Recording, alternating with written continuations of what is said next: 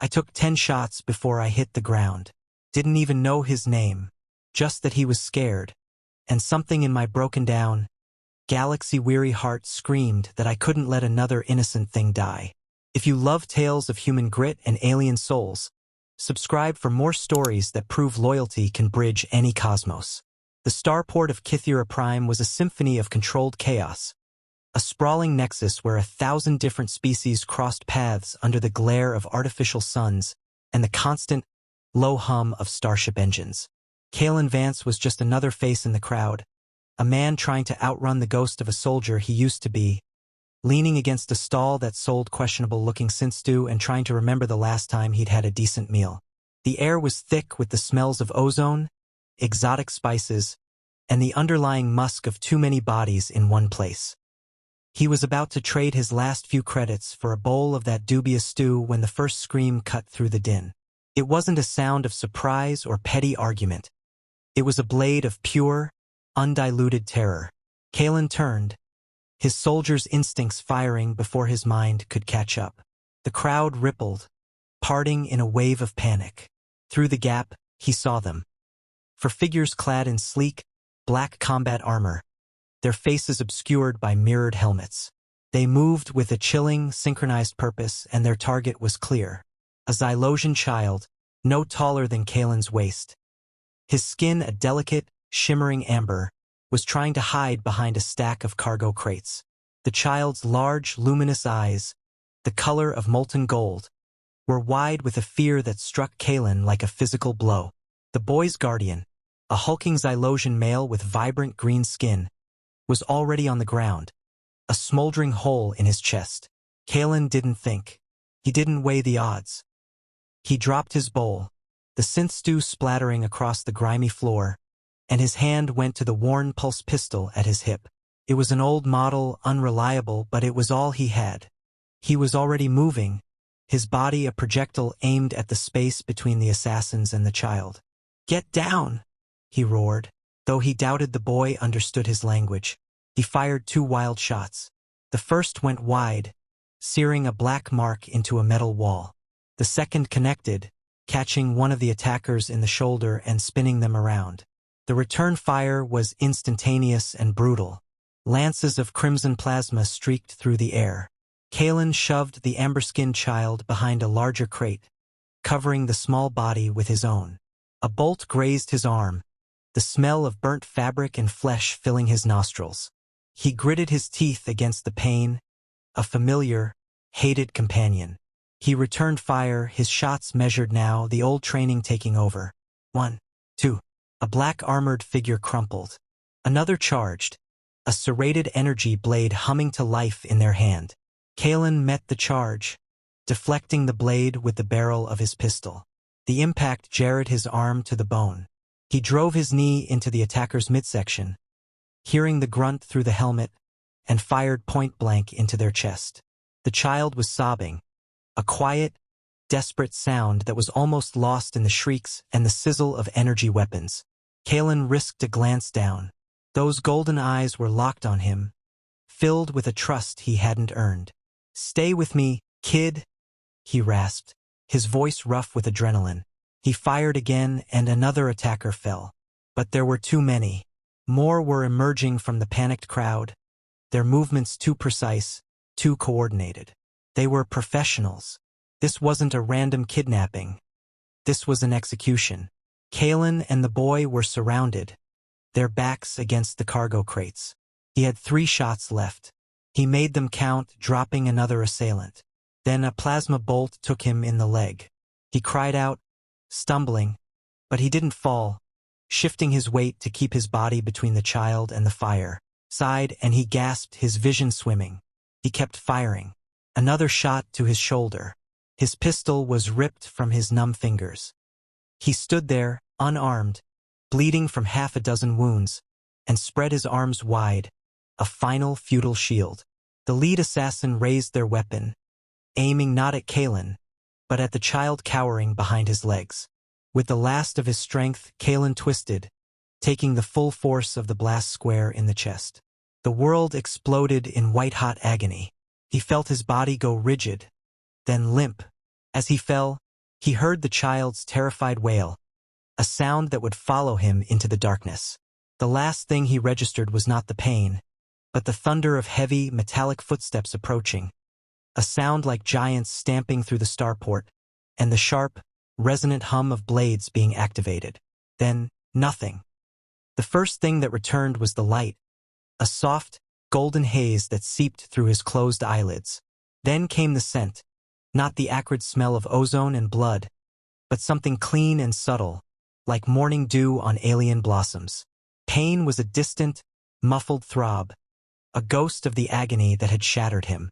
Kaelen tried to move, to open his eyes, but his body was a leaden weight, refusing his commands.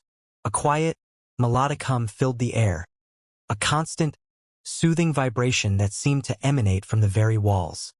He was floating, untethered from the grim reality of the starport, suspended in a peace so profound it felt like a dream. Slowly, carefully, he managed to force his eyes open. The world resolved into focus, and it was nothing like the medical bays he knew from his military days.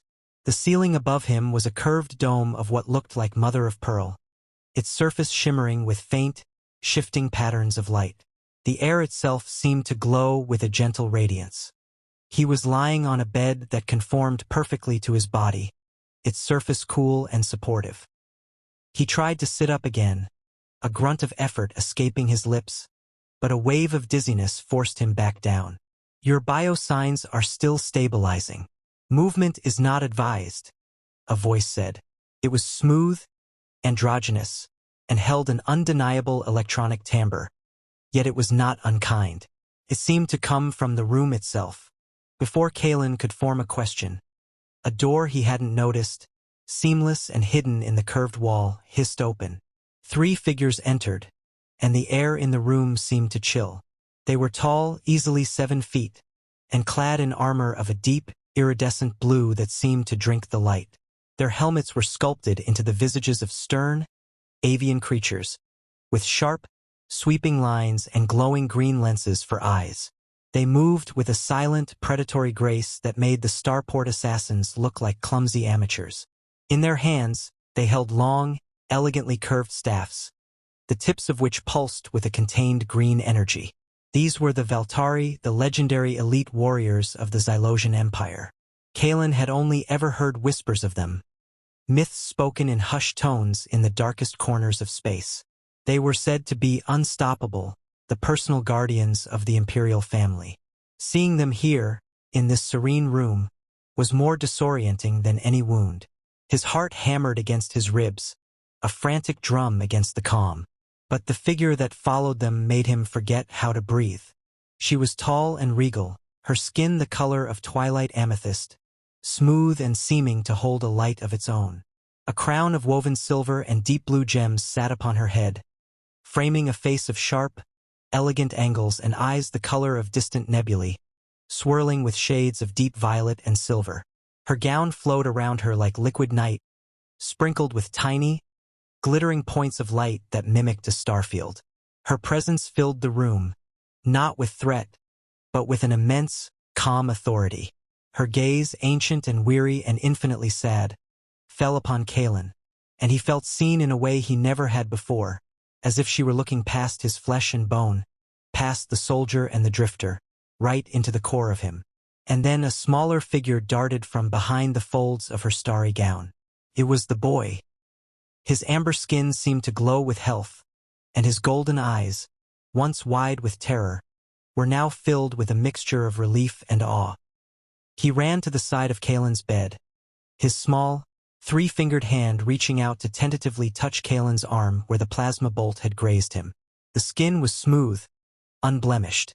"You are the one who did not fall," the boy whispered, his voice like the chime of tiny crystals. "You stood. You saved me." Kaelen could only stare, his mind struggling to catch up. The boy looked up at the regal woman. "Mother, this is him. The brave Starwalker." "Mother." The word landed in the quiet room with the weight of a planet. The boy's earnest face to the woman's impassive one. The Empress of Xylos. He had taken 10 plasma rounds for the heir to an interstellar empire. The Empress inclined her head, a slow, graceful motion. They told me a mortal, a human, interposed his body between my son and a squadron of Gulran assassins. Her voice was like the hum of the room given words, melodic and powerful. They said you took 10 direct hits from plasma casters, that you should be dust. Kaelen found his voice, though it was a dry, cracked thing.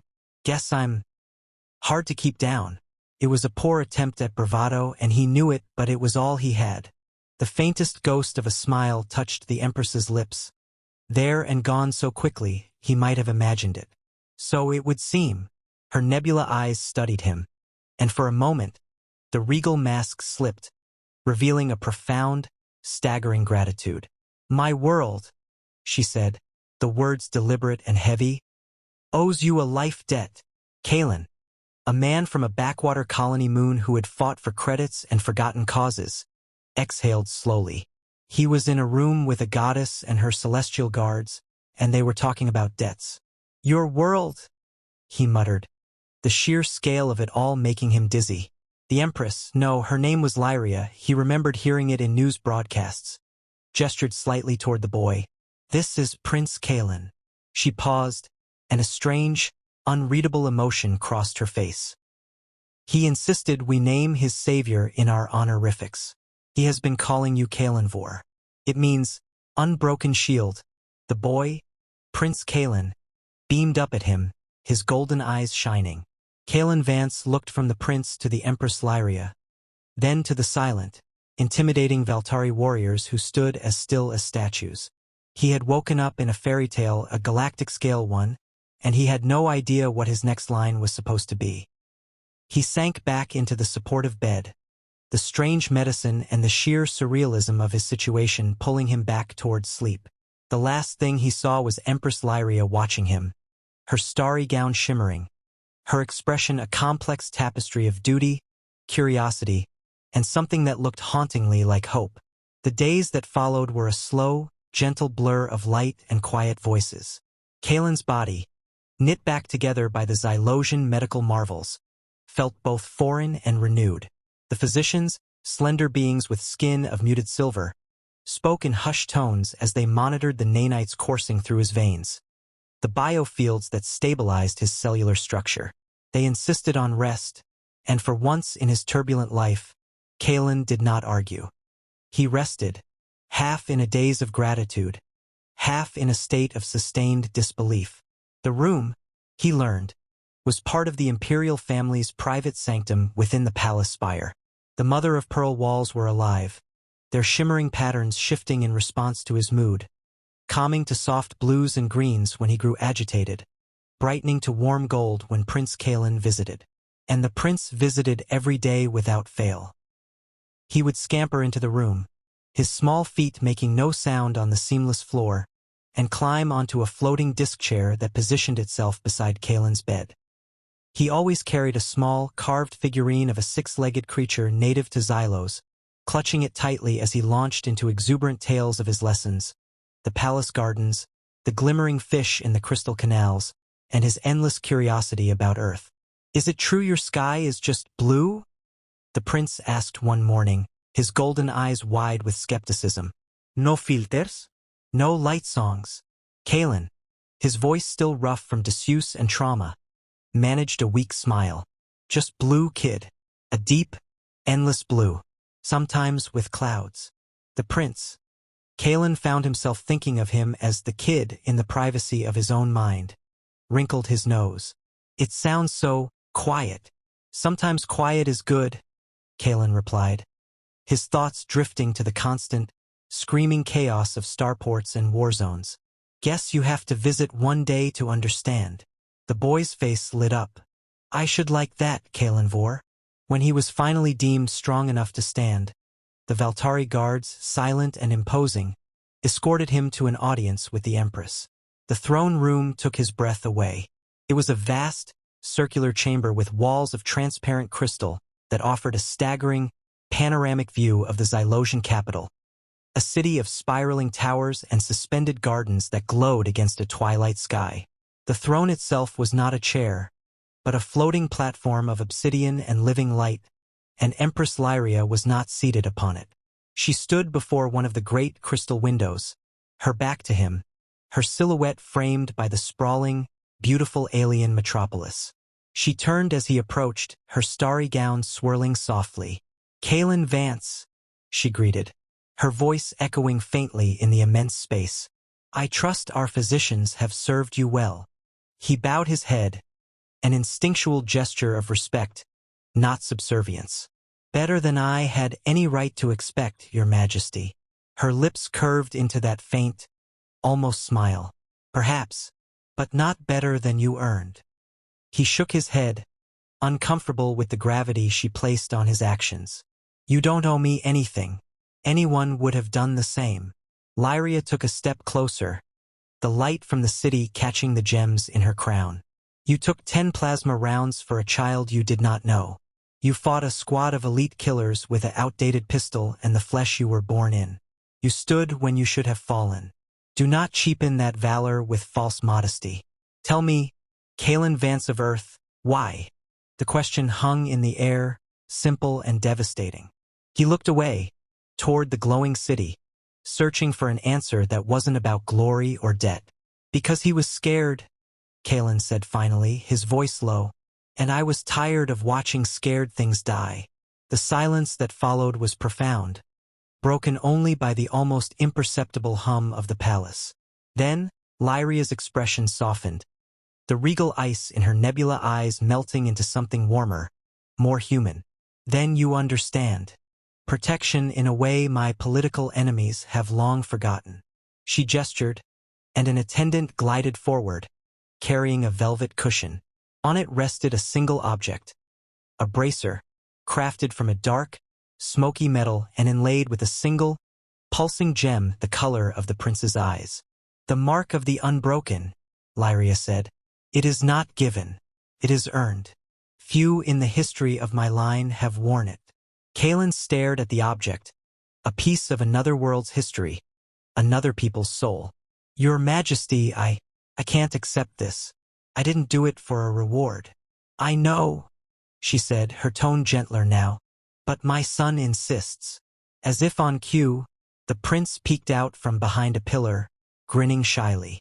Kaelin crouched, wincing only slightly at the pull of newly knit muscle, and let the small boy take the bracer from the attendant and present it to him.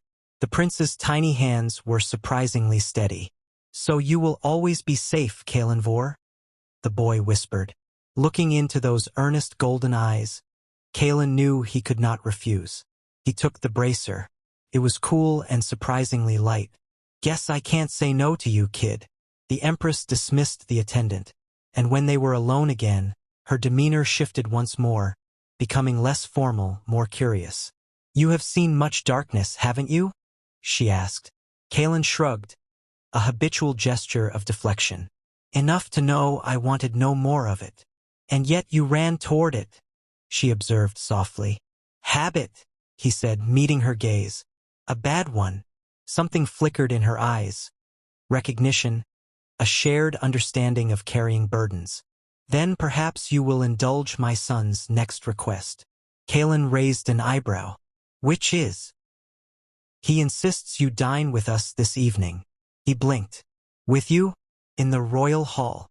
Empress Lyria's smile finally reached her eyes.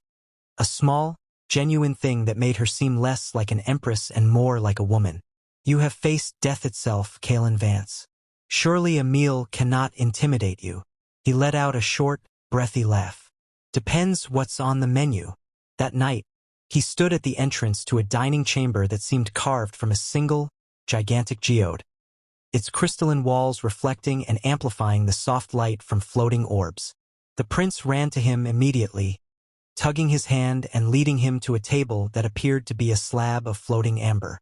The Empress was already there, her regal composure softened by the intimate setting. She asked him about Earth's oceans, his time as a soldier, what his people found beautiful. He spoke haltingly at first, then with growing ease, telling her of stubborn flowers growing through cracks in Duracrete, of laughter in dark times, of the human capacity to find hope in broken places. She listened, her full attention on him, and he felt a strange, forgotten feeling, the feeling of being truly heard. When a dessert of glowing, sweet fruit was served, the prince looked at his mother with wide, hopeful eyes. "Mother, can Kaelen'vor stay in the palace forever?" Lyria's gaze met Kaelin's over the glowing fruit, her expression unreadable for a moment before it softened. "We shall see, my light." As the evening drew to a close, the Empress rose. "You will continue your recovery here," she said, and it was not a command, but an invitation. "And when you are ready, perhaps you will walk the royal gardens with us." Kaelin bowed his head again. "I'd like that, your majesty." And as he left the hall, the prince's sleepy farewell echoing behind him, Kaelin realized with a jolt that the Empress hadn't dismissed him at all. She was, very deliberately, letting him in. The royal gardens of Xylos were a living dream, a testament to a biology and artistry far beyond human ken. Kaelin walked beside Empress Lyria along paths of iridescent, moss-like ground cover that pulsed softly with light under their feet. Above them, the trees were not wood and leaf, but towering structures of crystalline latticework, their branches humming a complex, harmonic chord as the gentle wind moved through them. Floating orbs of light, like captive will-o'-the-wisps, drifted lazily over ponds of liquid silver, and alien birds with feathers of shimmering violet and emerald traced silent arcs through the perfumed air. It was here, without the buffer of guards or courtiers, that Kaelin felt the first true, unvarnished peace he had known since he was a young man on a colony moon, looking up at the stars and dreaming of quiet. Prince Kaelin was the spark of life in the serene landscape, his laughter a bright, crystalline sound as he darted ahead of them. "Kaelen'vor, come quickly. The sun singers are awakening," he called, crouching by a bed of large, trumpet-shaped flowers that glowed with an internal golden light. As Kaelin knelt beside him, the flowers began to emit a soft, melodic hum, a sound that vibrated pleasantly in the bones. "They're beautiful," Kaelin said, his voice hushed in the face of such quiet wonder. "Do they always sing?" "Only when they feel safe." Lyria's voice came from behind him, soft and melodic as the flower's song. He looked up at her. She was watching them, her amethyst skin glowing in the garden's ambient light, her expression unguarded and tender. "It is the belief of my people," she continued, "that our world is a mirror of the souls upon it. Fear causes the light to dim. Compassion makes it sing." Kaelin chuckled, a low, rough sound in the harmonious air. "Earth could use a few of these, then." Lyria tilted her head, her nebula eyes studying him. "And yet, the compassion of one human man has already made an entire city listen more closely to its own heart. They speak of you in the forums, Kaelin Vance. The unbroken shield." He rubbed the back of his neck, the familiar discomfort with praise settling over him. "I didn't do it for the stories." "I know," she said, her voice dropping to a near whisper that was just for him. "That is precisely why the stories matter." They walked on in a comfortable silence, the hum of the garden a constant, soothing soundtrack. Every so often, the prince would rush back to grab Kaelin's hand, pulling him forward to witness some new marvel. A fountain that danced to no music they could hear, a vine that coiled and uncoiled like a living sculpture, a cloud of gentle, bioluminescent insects that floated around them like living stardust. Lyria watched the two of them, her son and the human, and with every shared smile, every moment of easy companionship, the rigid, regal line of her shoulders seemed to soften just a little more. That evening, after the prince had been put to bed with promises of more adventures tomorrow, Lyria found Kaelin on his private balcony, the one that overlooked the capital city as it glittered like a river of fallen stars against the perpetual twilight. The twin moons of Xylos hung overhead, one large and silver, the other a smaller, bluish companion. "You seem pensive," she said, joining him at the railing. "Back on Earth, in the cities I knew, the lights were harsh," Kaelin mused, not taking his eyes off the view. "They fought the darkness. Here, it's like the light is just another part of the night. It doesn't fight. It belongs." Lyria poured a pale, fragrant liquid from a crystal decanter into 2 slender glasses. "Perhaps you were never meant to fight the dark, Kaelin Vance. Perhaps you were meant to be a source of light in it." He turned to face her fully then, a wry smile touching his lips. Things like that. Like what? Like every sentence is a piece of poetry. She laughed, a genuine, melodic sound that seemed to make the very air around them sparkle. It is a burden of royalty, she admitted, handing him a glass. Our words must carry more weight than our feelings often can. He took the glass, their fingers brushing briefly. Then maybe you need someone around who talks simple. Her eyes met his, and the faintest trace of playful challenge glimmered in their nebula depths. And are you applying for the position, human? He pretended to consider it, taking a sip of the sweet, effervescent drink. Depends.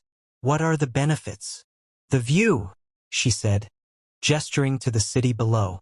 The company, and perhaps a friend, if you are brave enough to accept one. The sincerity beneath her teasing tone stole his breath for a moment. He wasn't used to this, to warmth that asked for nothing in return, to a connection that felt as natural as breathing. The days began to blend into weeks, each one weaving Kaelin more tightly into the fabric of the palace's life. He joined the prince in his lessons, fascinating the child's tutors with his descriptions of supernovas and black holes as seen from a human cockpit. He sparred with the Valtari guards in the training courtyards, earning their silent, grudging respect as he learned their fluid, powerful fighting styles, adapting his own brawler's instincts to their elegant forms. And in the quiet hours he found moments with Lyria, where they would talk of governance and grief, of leading people and of being desperately, terribly alone at the top. Once, during a formal reception for a system governor, Lyria had introduced him to the entire assembled court as the savior of the imperial line. Nobles in extravagant silks and jewels had bowed to him, musicians had played a stirring anthem composed in his honor, and the prince had stood proudly by his side, his small hand firmly clutching Kaelin's. Later that night, he found Lyria in the royal observatory, standing before a holographic star map that filled the vast chamber. You didn't have to do that, he said quietly, stepping up beside her. The fanfare, the speech. You don't owe me a spectacle. Lyria turned, her expression inscrutable for a moment in the shifting starlight. Gratitude is not a transaction, Kaelin. It is a bridge, and I find I have grown fond of crossing it. Something in her tone, a vulnerability she never showed the court, made his heart stutter in his chest. He looked at her not as an empress, but as a woman who had shouldered the weight of a world for far too long alone. I'm glad I was there that day, he said, his voice low and earnest. Even with all this, he gestured to the faint scars still visible on his body. Even if it had killed me. Her lips curved into that quiet, knowing smile that was for him alone. As am I. They stood in silence for a long time, two souls from different ends of the galaxy, both scarred, both finding an unexpected solace in the other's presence. When the prince burst in moments later, breathless with excitement about the ceremonial light show beginning over the palace spires, Lyria laughed and, without a second thought, reached for Kaelin's hand to pull him along. Her touch was warm, her grip firm, and it lingered long after she had let go. Under the kaleidoscopic explosion of colors in the sky, with the prince's joyous shouts ringing in his ears and the memory of Lyria's hand in his, Kaelin Vance felt a forgotten word echo in the deepest part of his soul home. By the third month, the rhythms of the Xylosian palace had become his own. The memory of his old life, the gritty taste of recycled ship air, the constant low-grade anxiety of not having enough credits, the hollow echo of lonely rooms, had faded into the distant past like a story about someone else. His mornings now began with the soft chime of the living walls in his chamber and the scent of night-blooming Luminera flowers carried on the gentle climate-controlled breeze. His days were punctuated by the joyful arrival of Prince Kaelin, who had officially appointed him as her first royal explorer. Their adventures were elaborate affairs, conducted with a toy energy blade the prince wielded with dramatic flair, while Kaelin played the part of her steadfast, and often theatrically wounded, earth-born guardian. The palace guards, once stoic and intimidating, now offered him barely perceptible nods of approval when the prince dragged him past their posts, their stern expressions softening at the edges. He was no longer just a guest or even just a hero. He had become a part of the palace's heartbeat. The staff addressed him with a familiar respect, and he found himself invited to sit in on Lyria's smaller, more intimate councils. He was not a political advisor. He knew nothing of Xylosian interhouse politics or trade agreements with the Cygnus Consortium, but Lyria valued his perspective. His human bluntness, his way of cutting through layers of protocol and elegant phrasing to the heart of a matter, was a novelty she seemed to cherish. The people are worried about the grain yields from the southern continent. A minister would say, his speech a river of careful, diplomatic words. The atmospheric processors are operating at a diminished capacity due to unforeseen crystalline resonance, leading to a suboptimal photosynthetic conversion rate. All eyes would turn to Kaelin. He'd shrug. So the machines are broken and people are hungry. Fix the machines. Feed the people. Lyria would hide a smile behind her hand and the ministers would depart, flustered but with a new, direct clarity. One evening, she summoned him to the Hall of Ancestors, a long gallery where holographic portraits of past emperors and empresses stood in silent, majestic vigil. When he entered, she was studying a particularly ancient mural depicting the first contact between Xylosians and humans, the two species regarding each other with a mixture of wonder and caution. "Your people have always fascinated me," she said, her back still to him. "You are so fragile. Your lives are mere heartbeats. And yet, you burn with such intensity. You love with a ferocity that can reshape worlds. You grieve with a depth that can scar them. And you rise again and again as if mortality itself is a challenge you refuse to accept." Kaelin leaned against a pillar, crossing his arms. "You say that like you envy us." She turned then, her gown of liquid starlight swirling around her. "In a way, I do. We Xylosians, we endure. We watch centuries pass like seasons. But sometimes, endurance is just a beautiful word for stillness. We have forgotten how to burn." He gave a low, soft laugh. "I've known plenty of humans who'd tell you burning is just a prettier way to say suffering." Lyria stepped closer, the bioluminescent patterns on the walls tracing the elegant lines of her silhouette. "And yet you carried that fire into my world and saved my son with it." Kaelin looked down, his voice dropping. "It wasn't a choice. It was just what I am." Her eyes, those swirling nebulae, softened. "Perhaps what we are at our core is the only truth that matters." They stood close, closer than protocol ever allowed, close enough that he could see the faint, pulsing luminescence of the veins beneath her amethyst skin, like rivers of light mapping her life. The air between them was charged, thick with words unspoken. Then the moment shattered as the prince's voice echoed down the hall. "Kaelen'vor, mother, the crystal moths are hatching in the conservatory." Lyria smiled, a hint of regret in her eyes as she took a subtle step back. "Another time, perhaps," she said, her voice barely a whisper. He nodded, though a part of him, a part that was growing louder and more insistent every day, wished she hadn't moved away. The rumors, of course, began to circulate. Whispers in the gilded halls, glances exchanged between courtiers during formal feasts. The Empress was growing fond of the human. The Valtari guards, who heard everything, said nothing, but their treatment of him shifted from respectful to protective, including him within the invisible sphere of their duty. The people adored the story. Vendors in the city markets sold small, crudely carved figurines of a human man standing protectively before a Xylosian child. Children played a game called Unbroken Shield in the plazas. One morning, as Kaelin trained in the courtyard with a senior Valtari warrior, a practice staff in his hands, Lyria appeared at the edge of the colonnade. The guards immediately halted their drills, saluting with a fist to their chests. She waved a dismissive hand. "Do not let me interrupt. I merely wish to observe how the legendary human tenacity holds up against our best," she said, her tone light, but her eyes intent on Kaelin. He was sweating, breathing heavily, having been thoroughly worked over by the warrior's relentless, flowing style. "Mostly by getting beaten half to death by your soldiers, your majesty," he grunted, offering a wry smile. Her own smile was deep and real. "And yet you are still standing." "Old habit," he said, hefting the staff. Humans are stubborn.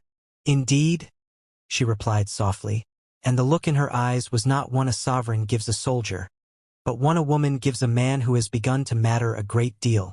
It was a look filled with admiration and a deep, burgeoning intimacy. That night, a gentle, phosphorescent rain began to fall, painting shimmering streaks down the crystal walls of the palace. The prince was asleep. The city was quiet. A silent summons came for Kaelin to join the Empress on her personal balcony.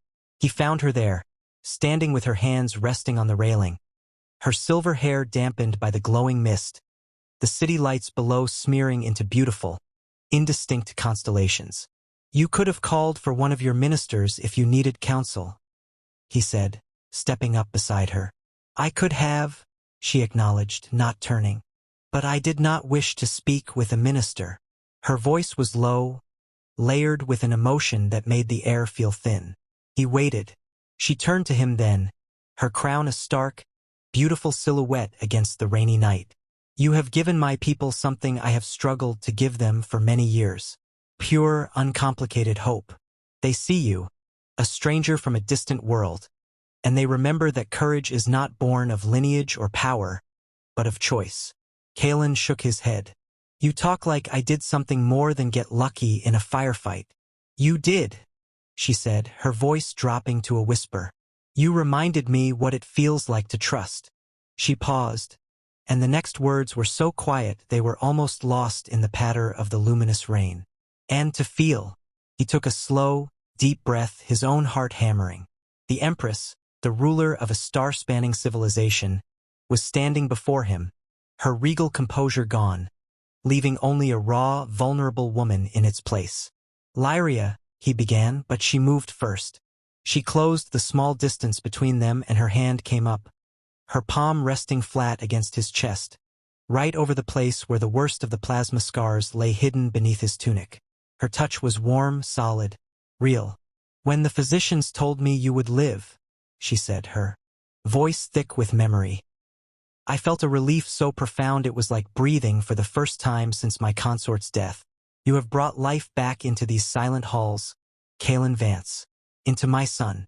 Into me." He swallowed, his throat tight. "You don't owe me anything." Her lips curved into that faint, knowing smile. "I am not repaying a debt." The silence that fell between them was alive, electric. He could feel the warmth of her breath, see the faint tremor in her hand still pressed against his heart. And then she leaned in. It was not a demand, but a question. A soft, tentative brush of her lips against his. It was the taste of starlight and rain and a loneliness as deep as his own. And Kaelin Vance, the drifter, the unbroken shield, did not pull away. In the gardens far below, the crystalline trees seemed to hum a little louder, their light glowing a fraction brighter, as if the world itself was sighing in approval. The morning after the kiss, Kaelin woke not to confusion, but to a profound and settled calm. The world had not shattered and remade itself in the night. It had, instead, clicked softly into place, as if a missing piece of a complex engine had finally been slotted in, allowing the whole mechanism to hum with a quiet, perfect harmony. The memory of Lyria's lips against his, the warmth of her hand on his chest, was not a frantic, burning brand, but a steady, glowing ember in his core, a source of warmth that spread through him, banishing the last of the cold that had clung to his bones since his soldiering days. He dressed slowly, the fine, soft fabric of his Xylosian clothes feeling less like a costume and more like his own skin. When he entered the main chamber for his morning meal, Lyria was already there, standing by the great window as was her habit. She turned as he entered, and for a single, heart-stopping moment, he saw a flicker of the same vulnerability from the night before, a question in her nebula eyes. Then, she smiled, a small, private, genuine thing that reached her eyes and lit up her entire face, and the question was answered. Nothing had been broken. Everything had begun. "The prince is already in the learning suite," she said, her voice even, but with a new, warm undercurrent that was for him alone. "He was most insistent that you join him for his astrocartography lesson. He claims your descriptions of the Cygnus Veil are better than the holograms." Kaelin returned the smile, a sense of easy rightness settling over him. He just likes the part where I talk about almost crashing into a nebula. The drama is compelling, Lyria agreed, her eyes dancing. The change between them was subtle, invisible to anyone who did not know to look.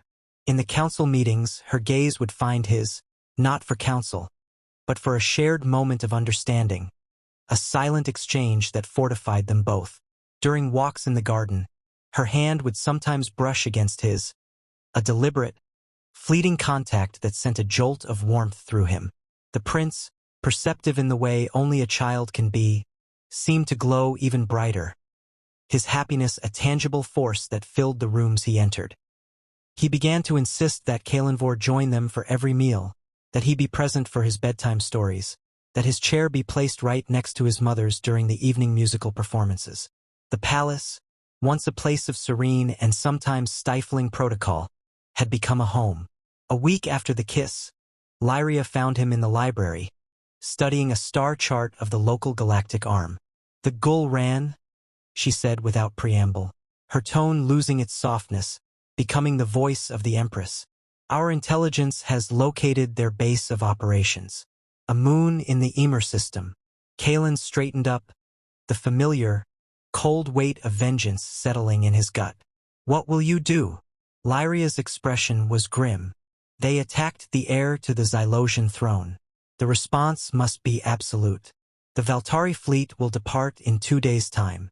She paused, her eyes searching his. "I would have you there, not as a soldier, not as a weapon, but as a witness. The unbroken shield should see justice done for the child he protected." He nodded, the ember in his core flaring with a protective heat. "I'll be there." The journey to the Emer system aboard the Valtari flagship, Resplendent Fury, was a silent, grim affair. The Valtari warriors, already formidable on the ground, were a sight to behold in their element. They moved through the ship's gleaming corridors with a lethal, focused grace, their avian helmets making them look like a flock of deadly, silent birds of prey. Kaelin stood on the command bridge next to Lyria, who was clad not in her flowing gowns, but in a form-fitting suit of armored plates the color of deep space, her crown replaced by a simple, severe diadem. She was every inch the warrior empress, and the sight of her filled him with a fierce, protective pride. Appeared on the main viewer, a pockmarked, barren rock surrounded by a flotilla of jagged, ugly warships. There were no hails, no demands for surrender. The Xylosian fleet moved with a chilling synchronicity, their ships gliding into attack formation like dancers in a lethal ballet. The battle was not a brawl. It was a symphony of destruction. Beams of emerald energy lanced out from the Xylosian vessels, slicing through Gulran hulls with surgical precision. Fighters, sleek and silent, wove through the chaos, their weapons painting bright flowers of fire in the vacuum. The Valtari did not shout or curse. They communicated in terse, efficient commands, their victory and inevitability from the first volley. Kaelin watched, his soldier's mind analyzing the tactics, the flawless execution. This was not the messy, desperate warfare he knew. This was a force of nature, an empire asserting its will with calm, absolute power. Within an hour, the Gulran fleet was drifting wreckage. The moon base's defenses were silenced. Lyria turned to him, her face illuminated by the silent explosions on the viewer. "Justice," she said, her voice quiet but firm. He looked from the destruction outside to her face, and saw not vengeance, but a solemn, necessary duty. "Protection," he corrected softly. Her eyes softened, and she gave a single, slow nod. On the return journey, the mood on the bridge was lighter, the grim purpose fulfilled. Lyria stood beside him at a viewport, watching the stars streak by. "You saw us at our most brutal today," she murmured. "Does it frighten you?" Kaelin looked at her, at the woman who commanded fleets and wore starlight, who could order annihilation one moment and kiss him with heartbreaking tenderness the next. "No," he said, and meant it.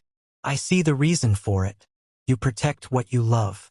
I understand that better than anyone." He reached out, his hand finding hers in the space between them, and laced his fingers with hers. It was the first truly public, deliberate gesture of affection. On the bridge of the flagship, in full view of her most elite warriors, the Empress of Xylos did not pull her hand away. She tightened her grip, her amethyst skin a stunning contrast against his human flesh, and together, they watched the stars fly past, a united front against the darkness. Back on Xylos, the victory was celebrated. But for Kaelin, the true victory was the new world that had been unveiled. He was no longer just the savior, the guest, the friend. He was the man who held the Empress's hand. He was the one whose presence in her private chambers was no longer remarked upon. He was, in every way that mattered, hers. One evening, as they listened to the harmonic songs of the garden from her balcony, Lyria leaned her head against his shoulder, a simple, intimate gesture that felt more monumental than any fleet action. "When you are ready," she said, her voice a soft vibration against him, "there is a ceremony, a bonding. It would make you a formal part of this family, of this court. It would make you Prince-Consort Kaelen'vor." He was silent for a long moment, not out of hesitation, but out of awe. He, Kaelin Vance, the man from nowhere, was being offered everything. He looked down at the crown of her head, at the city of light below, at the future stretching out before him, bright and full of purpose. "Lyria," he said, his voice thick with emotion, "I've been ready since the moment I opened my eyes and saw you standing there."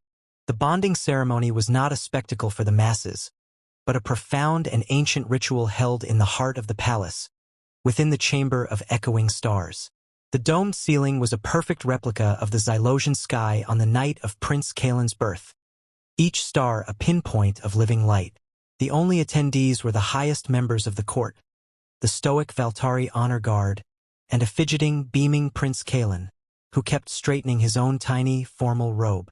Kaelin Vance stood before Empress Lyria, no longer in the simple clothes of a guest, but in the formal attire of the Xylosian court, a deep blue tunic embroidered with silver thread that mirrored the patterns of the unbroken shield bracer he wore on his wrist.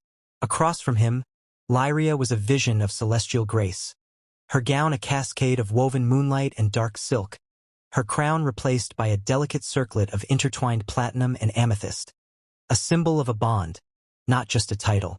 There were no lengthy vows spoken in a language he didn't understand. Instead, the High Speaker, an ancient Xylosian with skin like weathered silver, placed their hands over Kaelin's and Lyria's joined ones. "The universe sings of connection," the speaker intoned, their voice echoing strangely in the chamber. "From the gravity that binds star to the light that journeys between them. Today, we witness the conscious choice of two souls to add their harmony to that eternal song. A human heart, steadfast and brave, and a Xylosian spirit, enduring and luminous. Let the echo of this union be a beacon against the silence.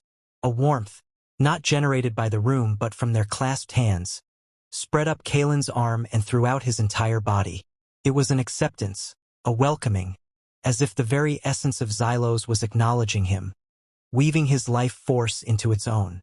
He looked into Lyria's eyes and saw the stars of the chamber ceiling reflected in her nebula gaze, saw the future, their future, stretching out in an infinite, peaceful expanse. The High Speaker withdrew their hands. "It is done. The song is joined." Prince Kaelin could contain himself no longer. He rushed forward, ignoring all protocol, and wrapped his small arms around both their legs, burying his face in the fabric of their robes. "Now you are truly my Kaelen'vor," he whispered, his voice muffled but overflowing with joy. Life as Prince Consort was not a life of idle luxury. It was a purpose. Kaelin found his niche not as a political ruler, but as a bridge. He became the voice for the common citizens, the one who could translate their practical concerns into terms the court could understand and act upon. He walked the city streets with Lyria, no longer surrounded by a wall of guards, but by a crowd of cheering, hopeful people, both human and Xylosian. He was living proof that their worlds could not just coexist, but thrive together.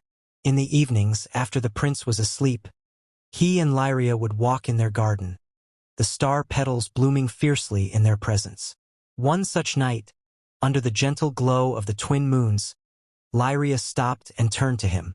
"Do you ever miss it?" she asked softly. "The noise? The chaos?" He thought about it, truly thought, looking at her face illuminated by the soft light of the world he now called home. "No," he said, and it was the most complete truth he had ever spoken.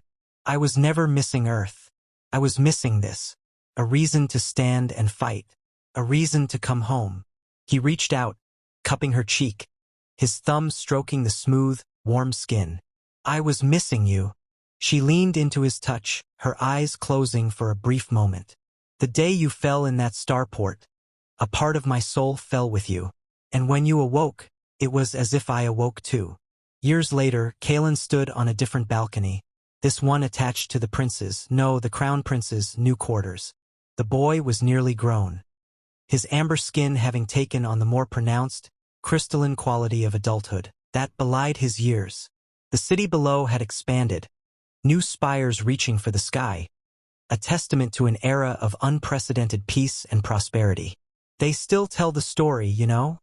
the crown prince said, joining him at the railing. "The human who took 10 shots and became a legend." Kaelin smiled, the lines around his eyes crinkling. It was a good face, a face that had known struggle and had found profound peace. "They get the number wrong," he chuckled. "It was 8. The prince laughed, the sound still holding the echo of the little boy he once was. "A legend must have its embellishments, father." The title, earned not by blood but by choice and love, still sent a wave of warmth through Kaelin. Inside, he could hear Lyria's voice, still as melodic as the day he'd first heard it, speaking to a diplomat. Her laugh followed, a sound that, even after all this time, could make the very walls glow a little brighter. He had come to this world a broken drifter, a man who had believed his story was over. He had fought for a child he didn't know and had woken up to a destiny he could never have imagined. He had found a family, a home, and a love that crossed the stars themselves. He was Kaelin Vance of Earth, the unbroken shield, Prince-Consort of Xylos, and he was, finally, completely at peace. "I took 10 shots before I hit the ground. Didn't even know his name, just that he was crying and I couldn't let him die." If you love human courage and alien hearts, subscribe for more stories that prove love can cross the stars.